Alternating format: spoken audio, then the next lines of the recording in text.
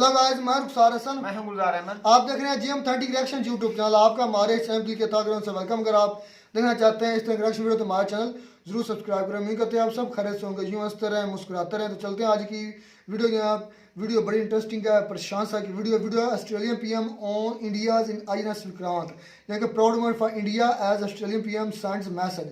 देखते हैं सबसे पहले वीडियो, फिर देते हैं अपना reaction. Hello and I welcome you all to world affairs. मैं हूं प्रशांत धवन। नाउ भारत और ऑस्ट्रेलिया के रिलेशंस ऑल टाइम हाई पे हैं इस वक्त। ऑस्ट्रेलिया के प्राइम मिनिस्टर भारत में आए और मेड इन इंडिया जो एयरक्राफ्ट कैरियर है INS विक्रांत, इस पर खड़ा होकर इन्होंने ये कहा है कि ऑस्ट्रेलिया के लिए इंडिया एक टॉप टियर सिक्योरिटी पार्टनर है। मैं इमेजेस दिखाता हूं जो ऑस्ट्रेलियन PM ने खुद अपने ट्विटर पे शेयर करी है। नाउ यहाँ पर आप देख पाओगे ट्विटर पेज ऑस्ट्रेलिया के प्राइम मिनिस्टर एंथनी एल्बनीसी का। नाउ पर्सनली आप मुझसे पूछें, आज से 15-20 साल पहले मैंने कभी सोचा नहीं था कि भारत खुद एक एयरक्राफ्ट कैरियर बनाएगा। हमने खुद एक एयरक्राफ्ट कैरियर बनाया और आज के समय वर्ल्ड लीडर्स यहाँ पर आ रहे हैं। यहाँ पे आप देख पाओगे this is a proud moment for India. ये इंडियन टेक्नोलॉजी है, this has been made by India. और एक डेवलप्ड वेस्टर्न कंट्री का लीडर यहाँ पे आता है जिसके देश के पास खुद कोई एयरक्राफ्ट कैरियर नहीं है। ऑस्ट्रेलिया के पास कोई एयरक्राफ्ट कैरियर नहीं है। और यहाँ पे आप देख पाओगे इंडियन नेवी के पर्सनल से ये बातचीत कर रहे हैं। इन्होंने यहाँ पर इंडियन नेवी के जो एयरक्राफ्ट्स हैं वो भी देखे। एक मैं कहूँगा बहुत ही ज़्यादा स्ट्रॉन्ग मैसेज यहाँ पर सेंड किया है ऑस्ट्रेलिया के PM ने चाइना को। अब यहाँ पे आप कहोगे चाइना को मैसेज यहाँ पर क्यों सेंड किया गया? क्योंकि इस एयरक्राफ्ट कैरियर पर ऑस्ट्रेलिया के PM ने करी है एक बड़ी अनाउंसमेंट। इन्होंने यहाँ पर यह कहा है कि अब मैं ये बात क्लियर कर दूं कि इतिहास में पहली बार मालाबार नेवल एक्सरसाइज, जहां पे आपको 4 देशों की नेवी दिखती है, Australian navy, Indian navy, US navy और जापानीज नेवी। हालांकि ये लोग जापानीज नेवी कहते नहीं है, ये लोग Japanese maritime self defence force कहते हैं। मगर कम शब्दों में आप कह लीजिए जो जापानीज नेवी है ये चारों पार्टिसिपेट करेंगे।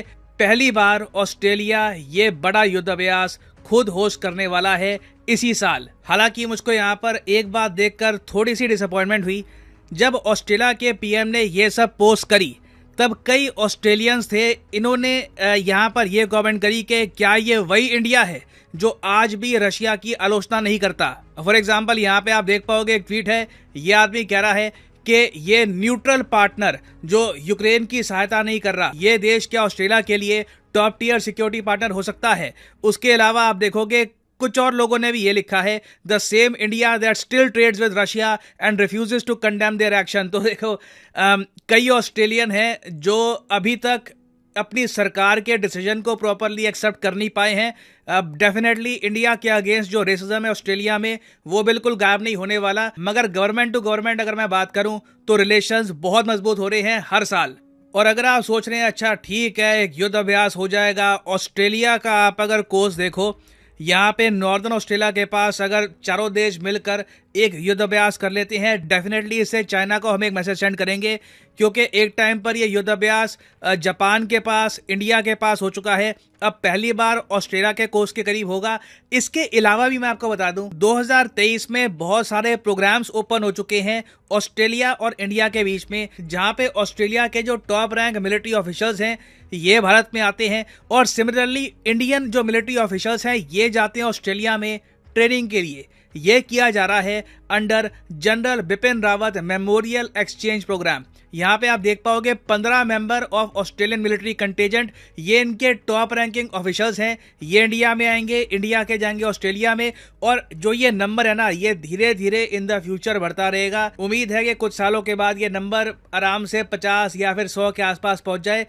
इससे होगा क्या कि दोनों तरफ ना एक अंडरस्टैंडिंग आ जाएगी कि ऑस्ट्रेलियन मिलिट्री कैसे ऑपरेट करती है, इंडियन मिलिट्री कैसे ऑपरेट करती है, ताकि कल को, अब ऑब्वियसली भगवान करे इसकी नीड ना आए, मगर कल को सिचुएशन अगर मान लीजिए खराब होती है, दोनों कंट्रीज को मिलकर काम करना पड़ता है मिलिट्री पॉइंट ऑफ व्यू से, तो उस वक्त एक प्रॉपर अंडरस्टैंडिंग हो। अब यहाँ पे आप एक वैसे बहुत ही बेसिक सवाल पूछ सकते हैं कि ठीक है हम युद्ध अभ्यास कर रहे हैं, मिलिट्री एक्सचेंज प्रोग्राम हो रहा है, अब इन द फ्यूचर और भी डेवलपमेंट्स होंगी, मगर इस सब के बियॉन्ड अगर हम देखें क्या जेन्युइनली इंडिया ऑस्ट्रेलिया की कुछ कॉन्फ्लिक्ट हो सकती है चाइना के अगेंस्ट? क्या ये पॉसिबिलिटी है?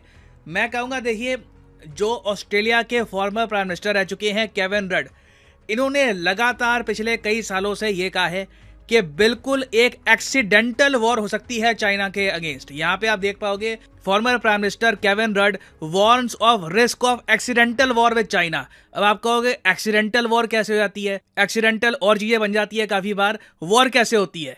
एक्सीडेंटल वॉर का तर्क ये है कि इनके हिसाब से चाइना और इवन यूएस, इंडिया, कोई भी देश चाहता नहीं है वॉर हो जाए, मगर टेंशंस रीजन में इतनी जरा बढ़ गई है, चाइना की इंक्रीज मिलिटराइजेशन, ताइवान पे अटैक का खतरा, इंडिया के अगेंस्ट अग्रेशन करना, ये सारी चीजें टेंशन इतनी क्रिएट कर रहा है कि कल को अगर मान लीजिए एक स्पार्क हो गई कि कहीं पर चाइनीज सबमरीन्स को डुबा दिया गया या फिर कहीं पर गलती से चाइना को मिसाइल लग गया या चाइना का मिसाइल मिसफायर हो गया, उस केस में बिल्कुल एक एक्सीडेंटल वॉर हो सकती है चाइना के अगेंस्ट। ये इनकी प्रेडिक्शन है और ये बात सिर्फ ऑस्ट्रेलिया के फॉर्मर पीएम ने नहीं करी, चाइना के आज के समय जो विदेश मंत्री हैं क्विन गैंग, इन्होंने भी ये कहा है कि यूएस जो इंडो पैसिफिक स्ट्रैटेजी बना रहा है ये चाइना की एनसर्कलमेंट के लिए है। और साथ ही साथ इन्होंने ये भी कहा कि Indo Pacific strategy basically Asian NATO का पार्ट है और अगर ये स्ट्रैटेजी आगे बढ़ती गई तो बिल्कुल रीजन में एक बार को कॉन्फ्लिक्ट हो जाएगी।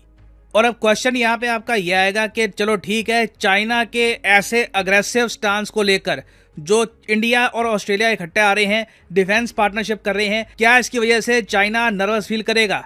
डेफिनेटली चाइना पे कुछ ना कुछ दबाव तो आएगा।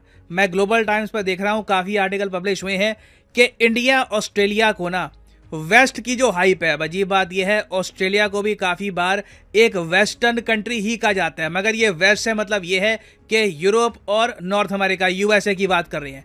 ये कह रहे हैं कि इंडिया ऑस्ट्रेलिया को ना वेस्ट की जो हाइप है चाइना थ्रेट को लेकर, इससे खुद को अफेक्ट नहीं करना चाहिए, कुछ नहीं होगा। चाइना का सरकारी मीडिया खुद ये बात एक्सेप्ट करता है कि अब बिल्कुल लग रहा है कि इंडिया ऑस्ट्रेलिया रिलेशंस इस वक्त बिल्कुल स्वीट स्पॉट पे हैं। और चाइना के सरकारी मीडिया का कहना यह है कि इंडिया ऑस्ट्रेलिया अगर इकट्ठा आ रहे हैं तो इनका प्राइमरली फोकस होना चाहिए ट्रेड पर, डिफेंस के मामले में इतनी इन्वॉल्वमेंट अगर ये ना करे तो बेहतर होगा। तो बिल्कुल देखिए चाइना इस बात को लेकर नर्वस है कि इंडो पैसिफिक स्ट्रैटेजी धीरे धीरे एक प्रॉपर शेप ले रही है। ऑस्ट्रेलिया बहुत ही जल्द यूएसए की Virginia class nuclear submarines acquire कर लेगा, इनके पास एयरक्राफ्ट कैरियर अभी एटलीस्ट मैं कहूँगा 10 साल में तो नहीं आता ऑस्ट्रेलिया के पास कोई एयरक्राफ्ट कैरियर, मगर ये न्यूक्लियर सबमरीन्स बिल्कुल एक्वायर कर सकते हैं। उसमें भी टाइम लगेगा 5-6 साल, मगर Australian navy in the future बिल्कुल स्ट्रांग होने वाली है और कहीं ना कहीं ये इंडिया को भी हेल्प करेगी। बट एक लार्जर क्वेश्चन अभी भी बना हुआ है कि चलिए ठीक है, अगर ऑस्ट्रेलियंस इस बात की आलोचना करते हैं कि जी इंडिया आज भी रशिया के साथ कहीं ना कहीं कोऑपरेशन कर रहा है, क्या ऑस्ट्रेलिया एज ए नेशन कुछ कंट्रीब्यूशन कर सकता है डिफेंस मैन्युफैक्चरिंग में भारत के साथ? क्योंकि खुद ऑस्ट्रेलिया ना एयरक्राफ्ट कुछ बनाता, ना सबमरीन्स बनाते ये लोग, ना ये लोग एयरक्राफ्ट कैरियर बनाते।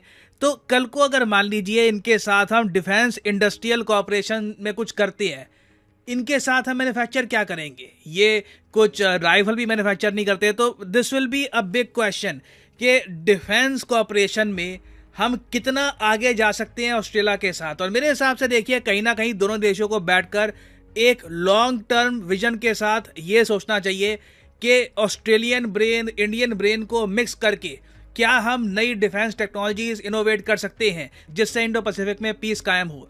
अगर ये नहीं हो पाएगा तो ऑब्वियसली इंडिया की जो डिपेंडेंस है रशिया पे ये कहीं जाएगी नहीं और ये हो सकता है कि नेगेटिव फैक्टर रहे ऑस्ट्रेलिया इंडिया रिलेशंस में। इसका इम्पैक्ट इतना बड़ा होगा नहीं, मगर डेफिनेटली ये एग्जिस्ट करेगा। तो अभी के लिए देखिए काफ़ी अच्छा स्टेप फॉरवर्ड है। Malabar naval exercise hosted by Australia, बहुत अच्छी बात है। एक टाइम था जब ऑस्ट्रेलिया इस एक्सरसाइज को ज्वाइन करने से डरता था, चाइना का डर था, अब ये खुद इसको होस्ट कर रहे हैं। काफ़ी तरक्की हमने करी है, मगर ऑस्ट्रेलिया इंडिया को अभी बहुत ज़्यादा अपने रिलेशंस और इम्प्रूव करने होंगे, स्पेशली डिफेंस सेक्टर में।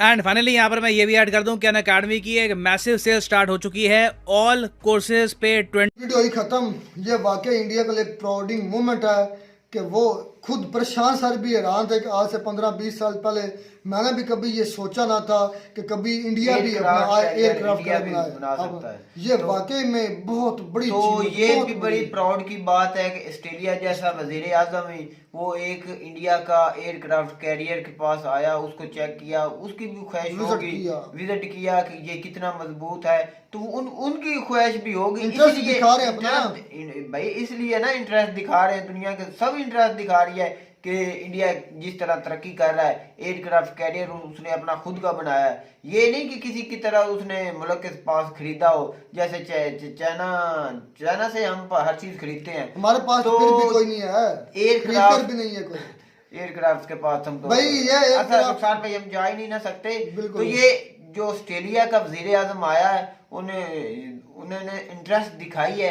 कि आपने एयरक्राफ्ट कैरियर की तरफ गए हैं, तो उसकी भी ख्वाहिश होगी कि मैं भी इंडिया के साथ मुआहदे करूं और मुझे भी ये सहूलत मौजूद हो, इंडिया से मैं हासिल कर सकूं। अच्छा ये तो जो मैं कहता हूँ इतना इंडिया मजबूत हो चुका है कि वो दुनिया को अपनी छाप छोड़ चुका है कि मैं एक मजबूत मुल्क हूँ, तो ख्वाहिश भी जाहिर कर रहा है कि ऑस्ट्रेलिया के मैं भी एयरक्राफ्ट कैरियर इंडिया से लूं, ये टेक्नोलॉजी हासिल कर सकूं। तो ये एयरक्राफ्ट कैरियर के बारे में ये कहा जाता है कि जिस कंट्री के पास जितने ज्यादा एयरक्राफ्ट कैरियर होंगे ना, वो ज्यादा कंट्री उतना मजबूत होगा। अब सबसे ज्यादा है यूएसए के पास, यूएसए देखो सुपर पावर कहता है, सुपर पावर जिसने बनना है उसने एयरक्राफ्ट कैरियर की वजह से बनना है, क्योंकि ये चलती फिरती आर्मी होती है।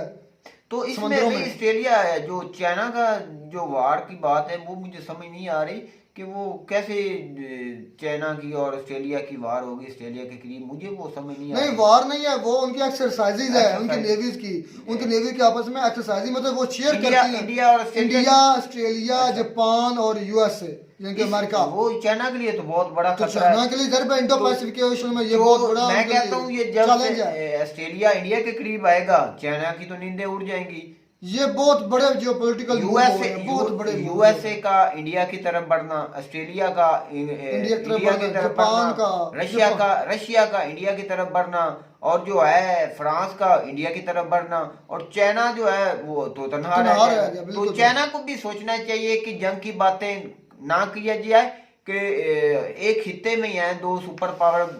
मैं कहता हूँ दुनिया की बेस्ट जो पावर है ना तीन, पहले नंबर पर अमेरिका, उसके बाद चाइना, उसके बाद इंडिया, तो दो पावर जो हैं वर्ल्ड की बेस्ट वो एशिया में हैं, और ये लड़ने के बजाय मिल बैठ कोऑपरेशन के साथ तो ये दुनिया एक दूसरे के साथ ट्रेड करने से, हालात अच्छे करने से इनको कोई भी खतरा नहीं है। ये एक दूसरे के साथ जंग लड़ेंगे, दूसरे को नीचा दिखाएंगे तो फिर भाई दोनों खता खाएंगे, बिल्कुल दोनों की माशियत खराब। और ये इंडिया के लिए जितनी भी इसकी तारीफ की जाए कम है। ये इंडिया के इंजीनियर्स या साइंसदानों या जितने भी ये वर्कर हैं जिन्होंने ये एयरक्राफ्ट कैरियर अपने मुल्क में बनाया, पार्ट्स उनके बनाए, उनके लिए भी बहुत बड़ा प्राउड मूवमेंट है कि अब दुनिया की ताकतवर मुल्क जो है इसमें इंटरेस्ट खुद दिखाने के पास एयरक्राफ्ट बनाना ये कामयाबी का निशानी है कि इंडिया कितनी तरक्की कर रहा है। बिल्कुल, ये बिल्कुल बहुत बड़ा इनके लिए प्राउड मूवमेंट भी है। और ये अब ये अपना सर फखर से बुलंद करके कि ऑस्ट्रेलिया जैसा मुल्क भी उनमें इंटरेस्ट दिखा रहा है। एयरक्राफ्ट